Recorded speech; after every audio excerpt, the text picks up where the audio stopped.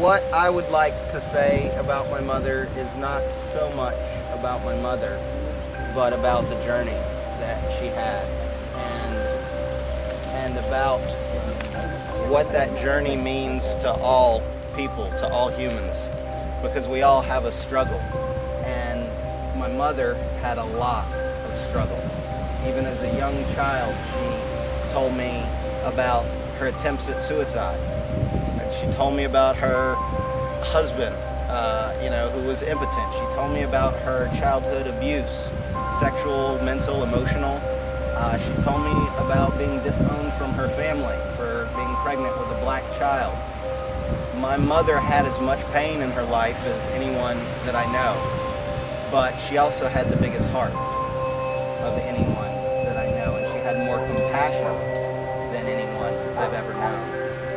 And so what I desired to share about my mom, instead of talking about who she was, I would like to talk about what she meant to me, the role that she played in my life. And I would like to invite anybody that has any particular story or any way that you'd like to express what she meant to your life, I would like for you guys to come forward and express that in any brevity or longevity that is necessary. Well, I'm going to try to do this, so keeping myself together here. Sierra impacted my life tremendously. She let me know that I mattered. She thought a lot of me. She let me feel that she felt a lot about me. I'm sure we could all be saying the same thing, and it really helped me and impacted me greatly that she cared about me that much, and I really cared about her too. She was difficult at times, and I have so many memories that will never ever go away because they keep growing. I'll never forget all the people that she's kissed the hood of their cars, and oh, she has. Angel of Journey and Grace. There's nobody in our lives who's ever done that, So thank you, Sierra, and I love you, and I always will, and you're right here with us. And thanks for impacting my life in such a beautiful and meaningful and forever way. I just remember Sierra as a real prayer warrior, always praying for others, and always saying angels of journey and grace, and thank you everybody. And she was a beautiful person. I was laid up in the house with, I had broken my tailbone, but I had a kind of a side issue of sciatica that had shown up. And so I was basically in a lot of pain and unable to move very much. So he comes back to the house later and tells me, no worries about this weekend. I'm gonna go to the camp, but I've got you covered. A woman came by, her name is Sierra, and she's gonna look after you. So I said, well, I'd like to meet this person. So here she walked again down to our place and planted herself at the foot of my bed and proceeded to massage my feet. And we talked, and we talked, and we talked, and we talked. And we had probably only talked for about an hour or so when I had the most amazing realization that this person, Sierra, was so in tune, so intuitive, that she knew me almost better than I knew myself. She knew me better than people that have known me for years. She understood me. And I her, and we just connected. And that's, I think, the gift that she gave to probably all of us. And one of the things that I'll always cherish is that when she couldn't reach me on the phone, she wanted to leave me a message. And it was something that she'd been reading in the Bible or in another book, or a thought that had come to her, or a dream that she had had that was significant for me, and she knew it. And it was that gift that she'd leave on the message for me that I needed to hear right at that moment, right on that day. And and I kept a lot of those because I thought, this is really good wisdom, and I may need it again. So Sierra and I are like soul sisters, you know, for 20 years. She was helping me as of recent. I've always been alone. I'm a loner. So I really haven't known how to deal with people. And so this last 3 months I've been on this road, sleeping on people's couches and growing up. This is my boot camp to humanity, learning how to get along. I mean, I can stop a foreclosure or save your ass, but I really don't know what to do with you other than that, you know?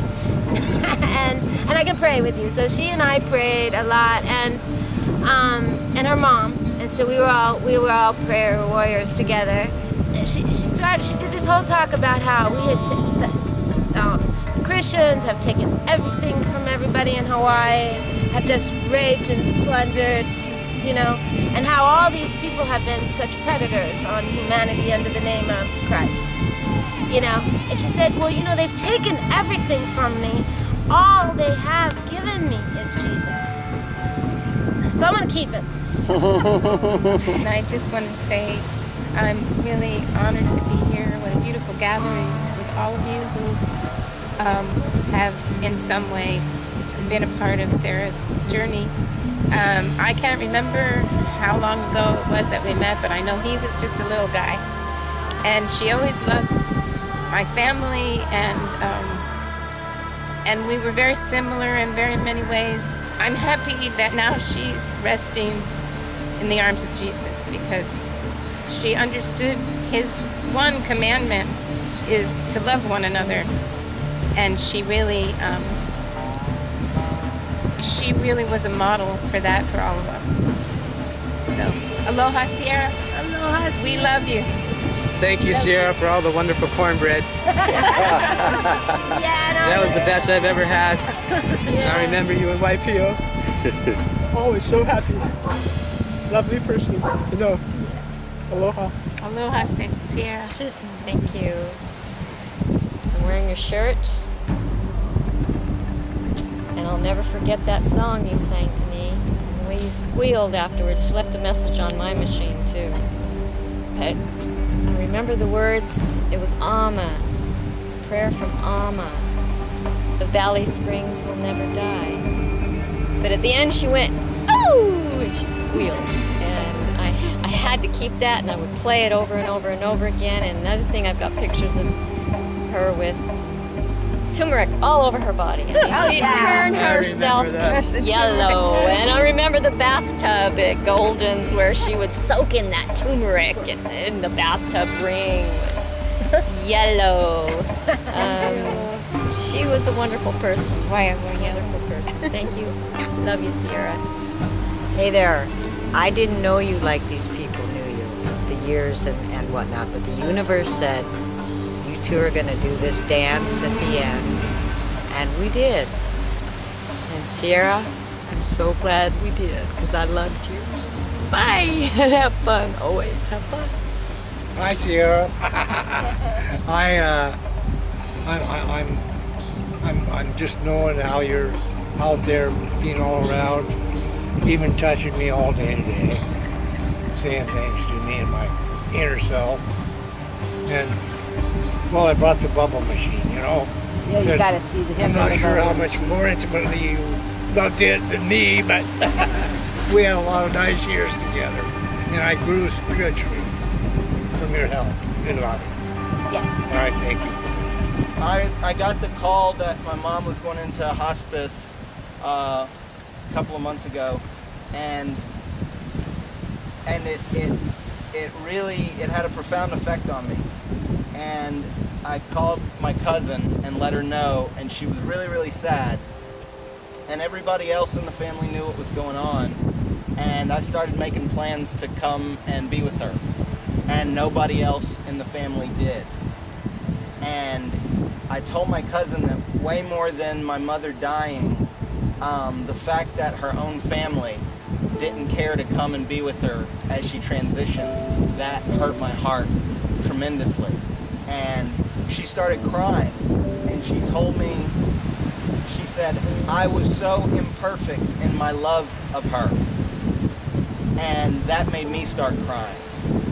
And I told her we all were. We all were. And when I talked to my mom before I came out, I told her to eat whatever you can, drink whatever you can, keep it down because I'm coming. I'm coming. And I told her that it really, really hurt me that nobody else in the family cared to come and she was all alone. And she said, nobody else can take it but you. And as soon as I got here, I realized she was right. Nobody else in the family could have taken it because nobody else in the family loved her the way that she loved them.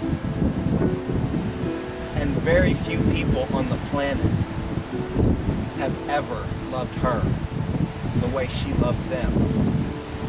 And I'm one of them. And I'm the only reason she stayed alive. She had a baby so she wouldn't kill herself.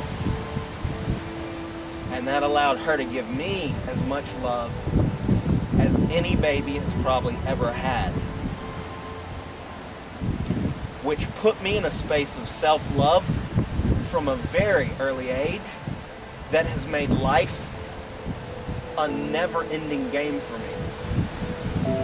I just go from one play to another playmate and teach another person how to play, and the fact that that was my life story was the most meaningful thing in the world to her. And I can't even express how important it was for me to get to spend those days with her. And that 4 days is the most time I've ever spent around her in my adult life. Because I couldn't take her any longer. Because she would push you away. Because she couldn't help it. Because she was too sensitive and didn't know how to deal with her feelings. And everyone that's here is only here because y'all didn't let her push you away. And thank you for that. And in those last 4 days, I didn't let her push me away. And because she could feel that I wouldn't, she didn't need to try. And that's the end of her story, is after a lifetime of suffering, she really accepted herself. And she accepted the pain that she had created. She accepted how much she loved everyone. And she accepted however much other people could love her. And I am overwhelmed with how much we take each other for granted. I've heard sons and mothers and brothers and sisters and wives and husbands screaming at each other since I found out my mom went into hospice, and it's the most ridiculous thing in the world to me. I can't even process what we think we're trying to accomplish.